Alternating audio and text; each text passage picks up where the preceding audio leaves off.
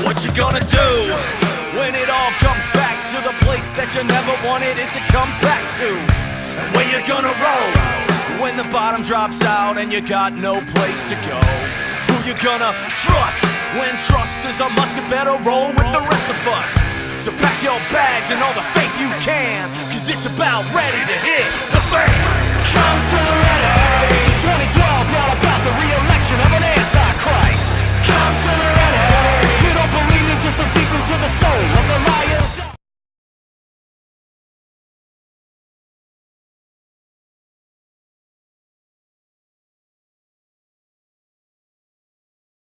Good evening. My name is Pierce Kibbe. I'm the founder and chief instructor for Practice Inc., a veteran-owned and local business here in Lakeland, Florida. Our motto is making tactical practical. So, what are we talking about? Well, for this, we're still continuing our 7-part series on situational awareness. This is part 6. We started off with baseline of your environment, right? Because that's the foundation. That's what everything that we've been working towards starts with, just like building a house. So that baseline is, again, you're looking for those groups or clusters of anomalies. And with that, you're looking for what is happening that doesn't normally or shouldn't be, and what isn't happening that should be. So taking those and understanding the baseline of your environment and remembering that it can be a very hasty assessment or something you have more time to really put a lot of thought into, especially if you go there very often, right? And so moving on, what we're going to move on into is, again, those 6 domains of situational awareness that we've been working on. The first one after baseline was kinesics, or body language. Understanding that there's certain body language that shows that people are interested, that they're uninterested, that they're comfortable, that they're non-comfortable or uncomfortable, that it's a dominant or a non-dominant behavior, right, with body language. And then moving on from kinesics, we moved into biometric cues, those uncontrollable responses that our body does that we really can't control. So flushing of the face or nervousness, twitching of the hands, and different things like that. And everything has to be dependent upon the culture, the geography that you're in, right? Everything can vary, especially during the time of year or where you're going. And that's why it takes you to do your due diligence if you're going somewhere that you're not normally used to, right? So after we've done the kinesics, and then our third video was then biometric cues, then we worked into proxemics, right? So proximity, understanding how somebody being close to us can change from being a very submissive posture to a very dominant posture, right? Somebody's closing that gap. They're trying to posture and make us possibly submit. They're trying to bully us, different things like that. Or how you can get that proxemic pull or push, right? So a push is something that, based on the behaviors, the body language, everything, the biometric cues that you're reading, you may decide to stay away from that area. Or a pull, something that because of that different atmospherics, the biometric cues, the body language, all those different things that might be pulling you in there. Or because you look over and you're like, you know what, everybody's having a really good time, they're smiling, they're really enjoying themselves. Why? I want to go see. So you go see, and hopefully it's a good thing, right? So then after proxemics, then we moved on to our next area, right? And what was that? Geographics. So geographics, the geography of the area, how that can help or hinder, how the natural lines of drift kind of control when we're talking about hunters. For hunting, you're looking for specific areas where animals are bedding down, where they're kind of out of, right? And with that, we're going, okay, well, those natural lines of drift where animals are coming to and going from based on the access to the water can change. Or if some event happens, how those natural lines of drift can now suddenly change. Well, those transpose out into the daily lives. We as humans like our path of least resistance, and that plays a large role in the actual part of the geographics, right? Or the natural lines of drift. Now, what we're moved on to is iconography. So what is iconography? Well, let's move on then and find out, okay? There's my contact information. Please feel free to leave any comments or suggestions that you have. The definition of the 6 domains of situational awareness, right? Started off with baseline, then moved to kinesics, then moved to biometrics, proxemics, geographics, and now we're here at iconography. Tomorrow will be atmospherics, and that's where we'll kind of be the culmination. We'll bring everything back in and about the baseline, okay? So iconography, what is it? Well, what icons come to mind, or what icons come to your mind when you hear the words either medical or safety, self-reliance? I mean, there's a lot of different words that you can say that have different icons associated with them, right? For good or bad. So, my question to you is, and again, this would normally be with a live audience, what does come to mind when you're thinking about medical, or you're thinking about self-reliance, or safety? Well, here's just some different signs and symbols that you might think of when it comes to safety or when it comes to medical or self-reliance, right? And this by no means encompasses all of them. This is just kind of a general graphic that kind of brings them all into place, right? So, the Wikipedia definition is visual images and symbols used in a work of art or the study or interpretation of these. Again, we're looking at the iconography. What symbols for that area might bring us to a conclusion about that area, good or bad? If I see a cross, I'm going to think of something religious, right? If I see a medical cross, that's going to be different. I'm going to think of medical, first aid, hospital, clinic, veterinarian, something like that. If I see a dog, or while you're driving down the road, what's something that you often see? You see a picture of a bicycle, right? That lets you know that you should expect bicycles may come and go along that path. Or a hiker with a stick, right? What are you going to expect?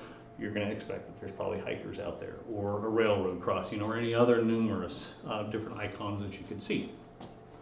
So,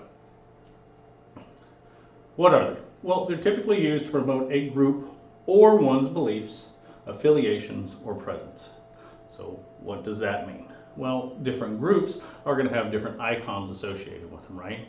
If you think about gangs and you think about different gangs, different icons will come into mind, whether it's Bloods or Crips, thinking about blue or red colors, or you're like bandanas, or you're thinking about different areas such as MS-13 or different things, or Islam, ISIS. All those different icons come into mind when you think about that. And how is that important? Well, that can be to help recruit and bring allies together, right? If they see that symbol, they're going to go, oh, there's people like me. If I see a church and I see the cross, I'm going to think, oh, well, there's people that might have the same beliefs as I do, right?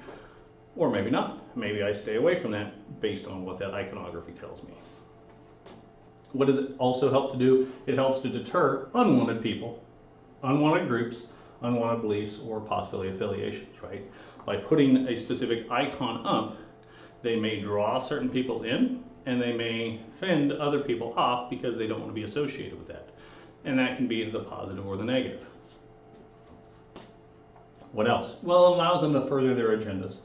Could be to boast, to brag, to bully, intimidate, to trick, or just to confuse other groups or individuals. Thinking about history-wise, when you think about the swastika, that's an icon. And for most, or perhaps all, it should bring a pretty important individual to mind, so to speak, which would be Adolf Hitler. Somebody identifies that icon of the swastika with Adolf Hitler and then the Nazi Party and everything that Germany represented at that time. But times change, things move on, although that icon is still there. And at that time, it was a very powerful one. It brought allies in, and it pushed others away that were unwanted. It can be pictures, it can be symbols, it can be a clothing type, a color, a specific brand, specific tattoos, writing, graffiti, or even specific objects. So when you're thinking about pictures and symbols, again, you're thinking about the swastika, or good symbols. You see a hiking person walking down the street, that's a good one. Dog or an animal, that could be no pets allowed or pets allowed, right? Different types of clothing, like we talked about, color or type, just going Crips or Bloods, you think about red bandanas, you think about, and blue bandanas as something that may come to mind, right?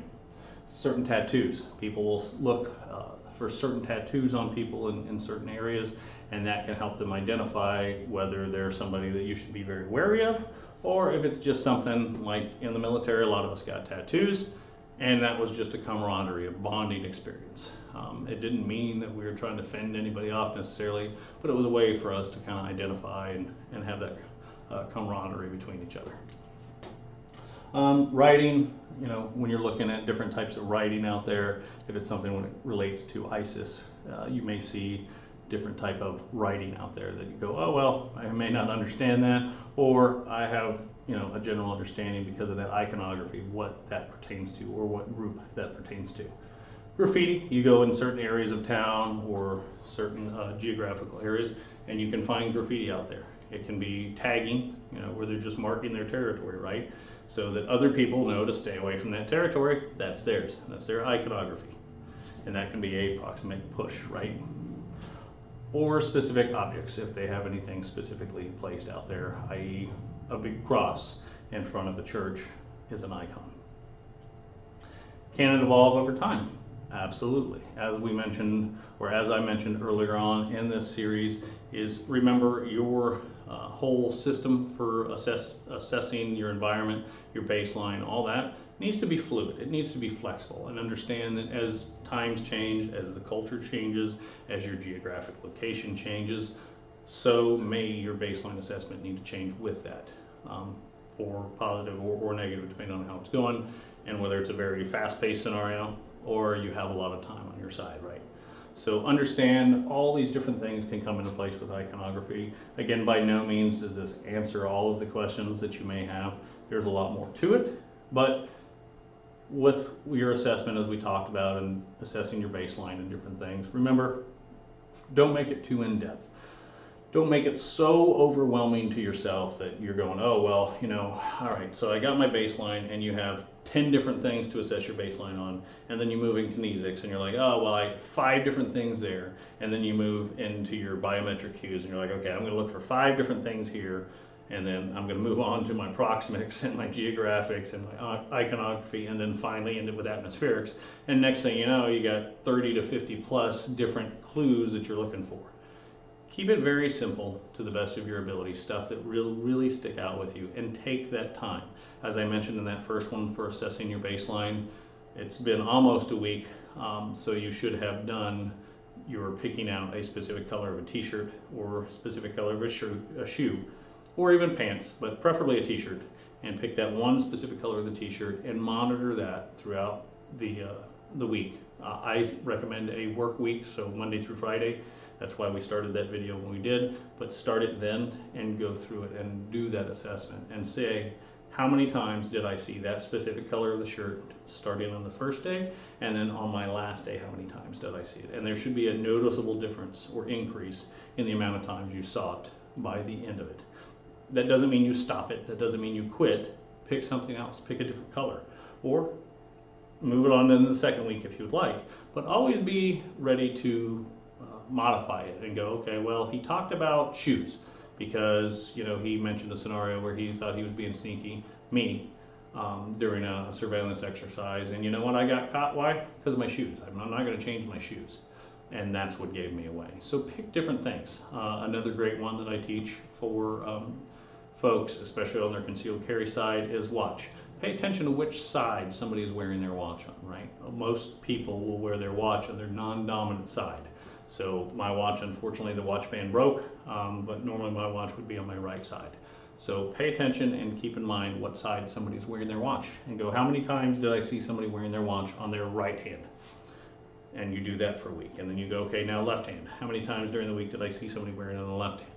How many times with shoes? If I see somebody that's in a church environment and I expect them to be wearing dress shoes, yet they're wearing tactical boots or hiking boots or something like that, well, why? That should stick out to me a little bit, and then let me know, okay, where are they sitting? What are their behaviors? How does that correlate? Especially when it comes to houses of worship. For working the last couple of years in a house of worship, providing security and executive protection, it is a little bit different environment, and you do have to learn to have a baseline that is a little bit more adjustable for things, because it varies. So again, this is part 6 of the 7 series of videos in regards to the 6 domains of situational awareness. And tomorrow we'll be on atmospherics, and that will be the culmination of these video series. So I do look forward to your feedback and everything, And again, in future videos, I do hope that the quality with the audio, video, and everything helps improve for you guys. So remember, Proverbs 22:3, New Living Translation says what? It says, the prudent person foresees danger and takes precautions. The simpleton goes blindly on and suffers the consequences. Which one are you?